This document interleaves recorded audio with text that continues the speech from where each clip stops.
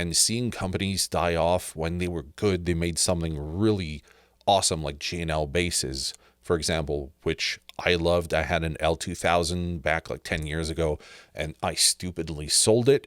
I've been looking for one for ages now. So seeing these companies get rid of the old model, and instead of having, as I said, the manufacturer to distributor to retailer, then to customer, now it's the manufacturer is going to customer. They build a product, they can sell it directly to you.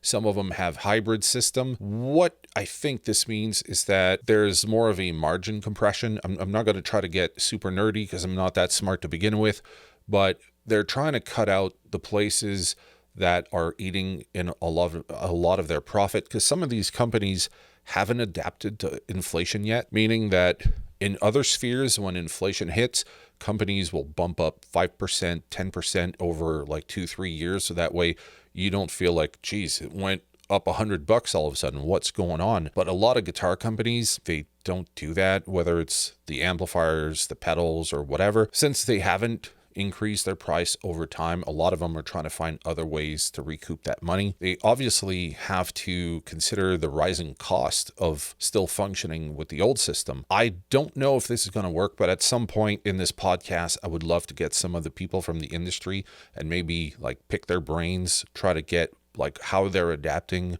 to this whole change. So if that's possible, I'll try to make that happen in the future. One of the most clear signs that something is happening is just look at the state of the world. From an economic perspective, you have everything going on with oil and Iran. You have tariffs, and there's also inflation. Now, there's a lot of people that are pretending that there is no inflation, but believe me, when you and I go to our local grocery shop and we come back with 5 bags and $300 later, there is inflation. So that is having an impact on how we spend, but it's also having an impact on how companies can actually build product and then sell them and stay afloat. So if all these things are converging to have a big impact on not only the industry, but on the consumer, that means that you can build as much as you want. But if you have to bump up the price and the person at the other end that would typically buy your product is saying, I'm sorry, but I need to feed my family, that is not a fun place to be for them. And for us, well, I mean, we have all the abundance of gear and the used market. There's a lot of stuff you can purchase. But for these companies, if they want to stay afloat, they have to figure out how to adapt. And earlier we talked about some companies going with digital products so that they can diversify what they have.